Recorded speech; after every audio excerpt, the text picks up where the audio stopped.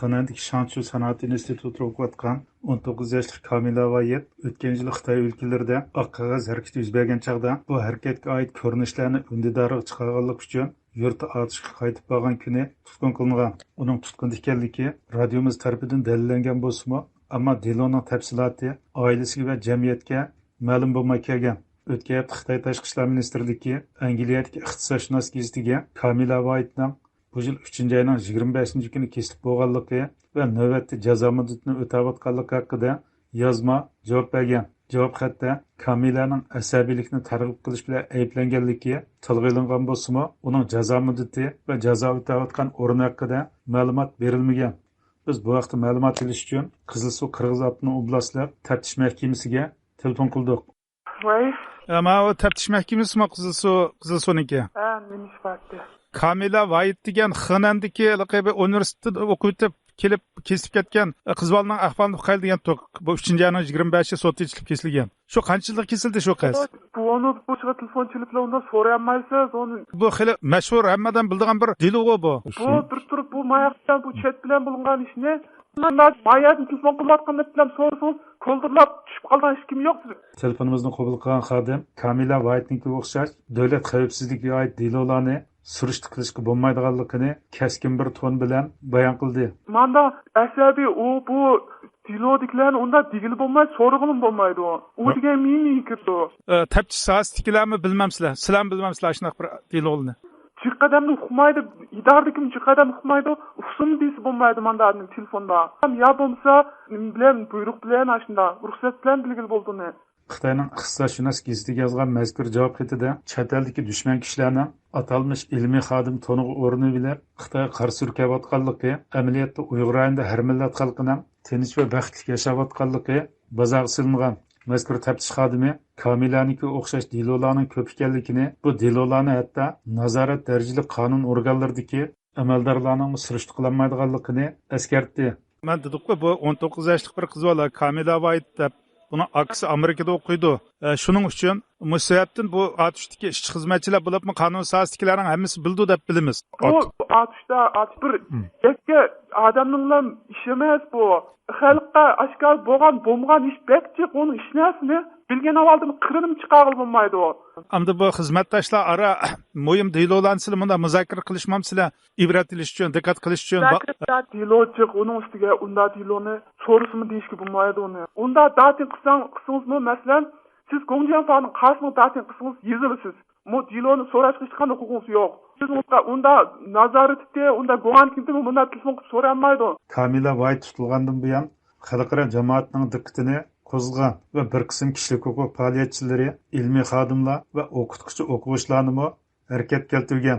Bu harakatlar asosidagi Xitoy hukumatidan Kamila Vayetning oqibati haqida ma'lumot so'rash va darhol qo'yib berilishini talab qilish shaklida davom qilgan. Ma'lum bo'lishicha, Xitoy doiralari Kamila Vayetning uchirini xalqaro jamoat fikrining besim bilan oshkorlagan, ammo diloning xulosasini texi yaqingacha uning oila tabobatlariga bildirmay kelgan. Kamilaning oila tabobati uning oqibatini iqtisodshunos gazetining xabaridan keyin uqqan. Mazkur taftish xodimi Kamilaning ota-onasining diloni surishti qilish haqqi yo'qligi, faqat aloqador o'rinlarning javob berishini kutishdan boshqa chorasi yo'qligini oshkorildi. Bu oilasidagilar bilmaydi bu ishni. Oilasidagilar bilmaydi. Oilasidagilar eng oxiri shu hukm chiqsa, ashuni topshirib olsa bo'ladi.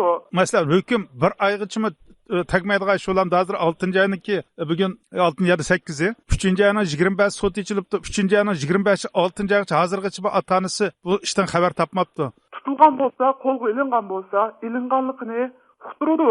Lekin bu uqmasa, uning o'zining ishi endi. Atan faqat telefon saqlaydigan ishi bor. U yerga jo'rib undaq qilib yursa, mayda atan faqat telefonni saqlay oladi. Uning hech qanday bir surishti qilgan ota-onasi faqat telefon saqlaydiganlar.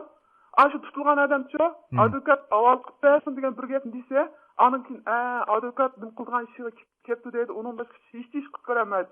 Ota-onasi faqat telefon saqlaydigan, undan boshqa ishni qilolmaydi, surishti qilolmaydi u. Biz uningga Kamilaning amdili 19 yosh ekanligini eslatganimizda, u kesilayotganlar orasida 16 yoshlilarning borligini ta'kidladi.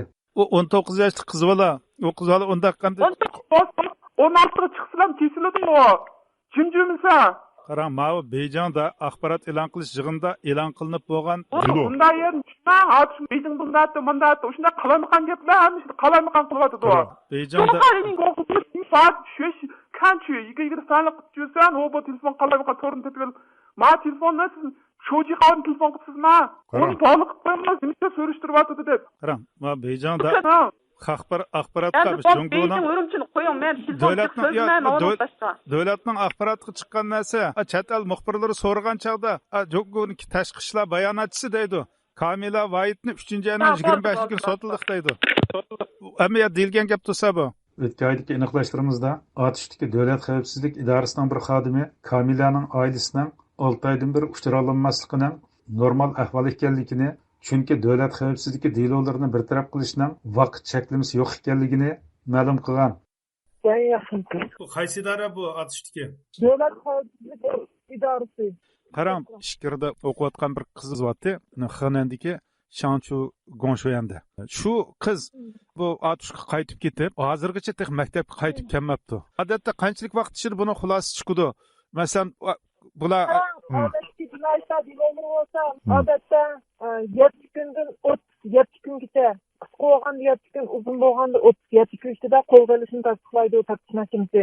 Odamni to'xtatib qo'yib 7 kun yoki eng uzun bo'lganda 37 kun ichida taftish mahkamasi qo'lga olishni tasdiqlaydi.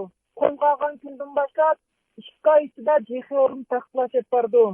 Odatdagi jinoyat delolarining va davlat xavfsizlik harakati delolarininki buni unda chekish yo'q. Qonunda belgilangan manchilik turdi deydigancha. Chekish yo'q. Aşı deloni qachon tahqiqlab, mush deloga yetadi deb qarsa, andan keyin taftish mahkamasi qo'lga olishni tasdiqlayverdi. Bunikida boshqa odatdagi jinoyat delolarida 2 oy manchilik deydigan. Meni tushmaydi bunday delolar. Turib tushmaydi. hozir mandaqcha aytganda 4 oy bo'ldi. Ya'ni 4 oygacha bir taraf qilinmasligi bu normal ahvol mundaqda. Normal ahvol. U yana Kamilaning ota-onasi va maktabining hatto 2 yilgacha uning oqibatidan xabar ola olmay qilish ehtimolligini tilga olgan.